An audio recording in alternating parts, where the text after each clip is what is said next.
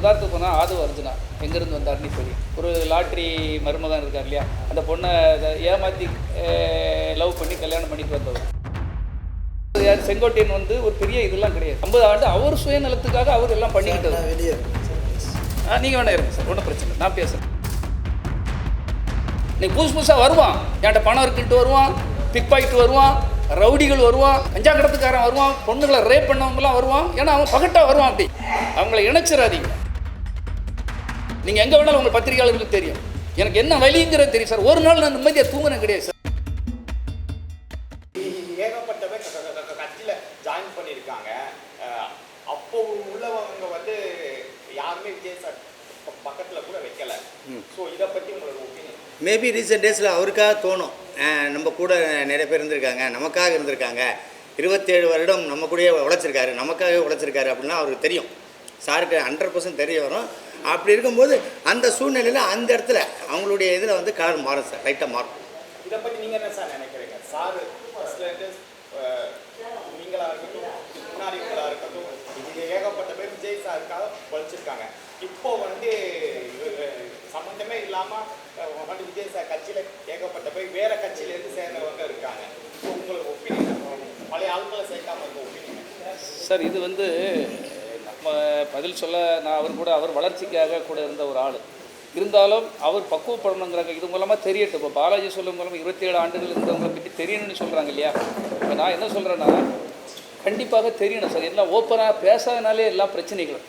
இப்போ ஒரு உதாரணத்துக்கு போனால் ஆதவ அர்ஜுனா எங்கேருந்து வந்தார்னு தெரியும். ஒரு லாட்ரி மருமகன் இருக்கார் இல்லையா, அந்த பொண்ணை ஏமாற்றி லவ் பண்ணி கல்யாணம் பண்ணிட்டு வந்தவர். ஏன்னா உண்மை தெரியலன்னா மக்களுக்கும் கடைசி வரை தெரியாது சார், ரசிகர்களுக்கும் தெரியாமல் போயிடும். எதுக்காக சொல்கிறேன்னா இது எல்லாருக்கும் தெரியணும். அதே போல் வந்தது யார், செங்கோட்டையன் வந்து ஒரு பெரிய இதெல்லாம் கிடையாது. 50 ஆண்டு அவர் சுயநலத்துக்காக அவர் எல்லாம் பண்ணிக்கிட்டது. வெளியே நீங்கள் வேணா இருங்க சார், ஒன்றும் பிரச்சனை இல்லை, நான் பேசுகிறேன் சார். ஏன்னா நான் உண்மையை பேசுவேன். செங்கோட்டையனை பற்றி எல்லாருக்கும் தெரியும். நான் மனசில் பட்டது உண்மையை சொல்லுவேன் சார், நாளைக்கு தெரிஞ்சுக்கணும் அப்படிங்கிறக்காக. செங்கோட்டையன் வந்து 50 ஆண்டுகள் எம்ஜிஆருடைய விசுவாசின்னு சொன்னார், ஜெயலலிதா அவங்களுடைய விசுவாசின்னு சொன்னார். அந்த கட்சியிலேயே அவ்வளோத்தையும் அவர் அனுபவிச்சுக்கிட்டார். அதாவது ஒரு மரத்தில் இருக்க பழங்கள், காய், கனிகள் எல்லாத்தையும் அனுபவிச்சுக்கிட்டார். அனுபவிச்ச பிறகு திடீர்னு ஒரே நாளையில் வந்து நான் வந்து இன்னொரு இடத்துக்கு போகிறேன்னு சொல்கிறது அவர் எம்ஜிஆருக்கோ இல்லை ஜெயலலிதா அம்மாவுக்கோ இல்லை அந்த கட்சிக்கோ செய்கிற துரோகம். அதேமாதிரி ஓட்டுப்பட்ட மக்களுக்கு செய்கிற துரோகம் சார். இதெல்லாம் உண்மையாக பேசணும். அவர் வந்தோடனே என்னத்தை மாற்றிடுவாங்க நாட்டில் சொல்லுங்க பாப்பா. அந்த பெரும் கட்சியில் இருந்தே, செல்வாக்குள்ள கட்சியிலேருந்தே ஒன்றும் பண்ண முடியாது. அவர் என்ன பண்ணிவிடுவார்.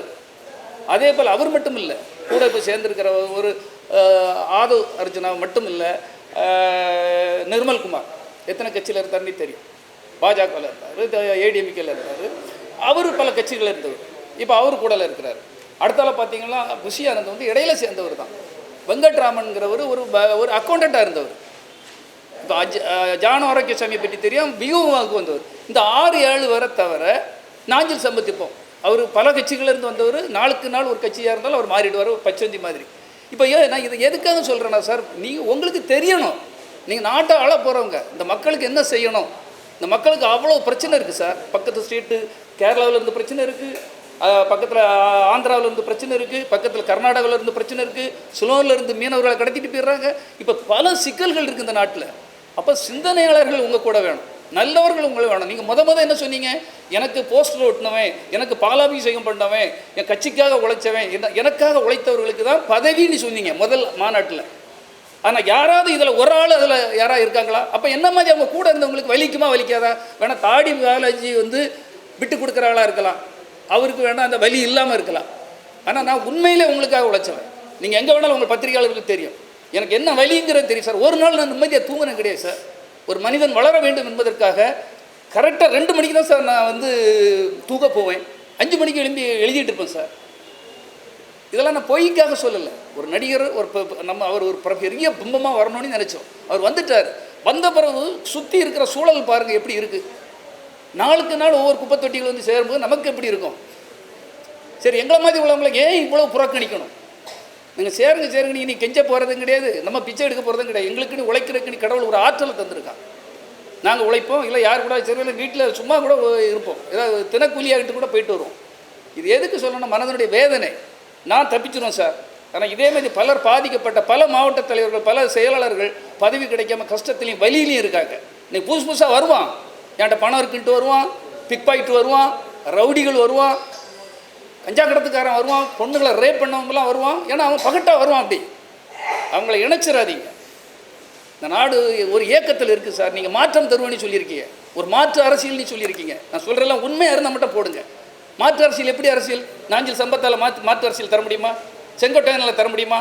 ஆதவ அர்ஜுனால் தர முடியுமா? புஷி ஆனதால் தர முடியுமா? தர முடியும்னு சொல்லுங்கள், நான் பதில் சொல்கிறேன். டிஎம்கேவோட சேர போகிறதா அரசியல் பஸ்லாம் பேச்சு போயிட்டு இருக்கு. ஸோ டிஎம்கேவோட அவங்க கூப்பிட்டாங்களா சேர்றதுக்கு வாய்ப்பு இருக்கா சார்? எனக்கு ஒரு பாதுகாப்பு தேவை சார். 10 பேர் மிரட்டுவான். நீங்கள் அவர் கூட இருந்துட்டு அவனுக்கு தெரியாது சார். விஜய் பற்றி, அவர் கூட இருக்க சூழலை பற்றி எனக்கு தான் தெரியும். நாமெல்லாம் கூட இருந்திருக்கேன். உங்களுக்கு எப்படி தெரியும்? நீ ஒரு கிராமத்தில் இருக்க குத்தாம்பட்டி இல்லை பன்னீர்பட்டி, அந்த பட்டி இந்த பட்டியில் இருக்க உன கிராமத்தில் உள்ள விஜய் ரசிகனுக்கு எப்படி தெரியும் அந்த பேக்ரவுண்டு?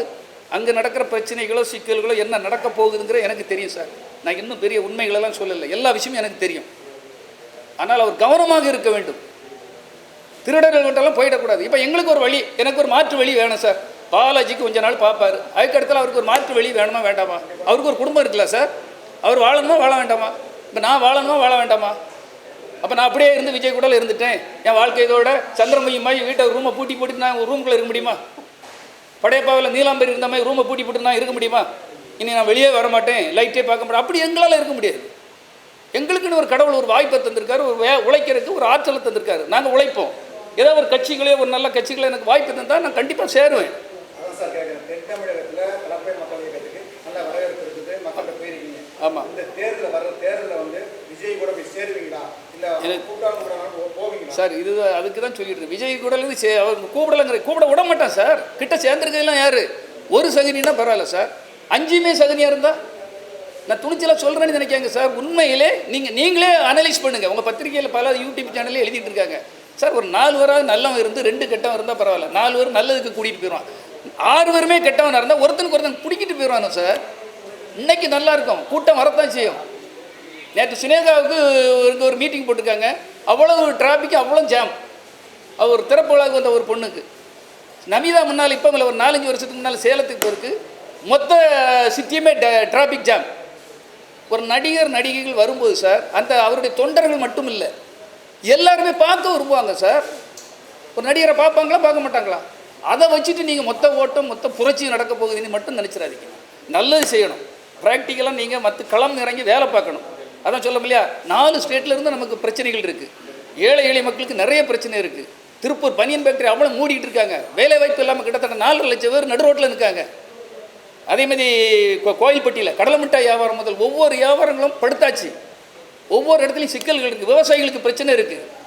இன்ஜினியரிங் படிச்சுட்டு வந்தவங்களுக்கு 90% வேலை கிடையாது. நீங்கள் அந்த இடத்துக்குள்ளே வாங்க. எப்போ பார்த்தாலும் சிஎம் கிட்ட சவால் விடுறதோ, மோதிப்பார் பார்த்துருவோங்கிறதோ, என்ன பண்ணி இப்படி போகிறீங்க நீங்கள்? ரவுடிசம், எங்கள் ரவுடிசம் இனிதான் தெரியும்னு சொல்கிறான் ஒருத்தன். அதை கேட்டு நம்ம வேடிக்கை பார்த்துட்டு இருக்கோம். யார்? நாங்கள் இந்த 6 மாதத்துல எங்கள் ரவுடிசத்தை காட்டுவோங்கிறான். அப்போ பக்குவம் இல்லாமல் இருக்கிறாங்க. இப்போ நான் கேட்காம வேறு யார் கேட்குறது சொல்லுங்கள்? அவர் கூட இருந்தவன், அவர் நல்லா இருக்குன்னு நினைக்கிறவன், எனக்கு மனசுக்குள்ளே வேதனை இருக்குது. அந்த வேதனையில் தான் கேட்டுட்டு இருக்கேன் சார்.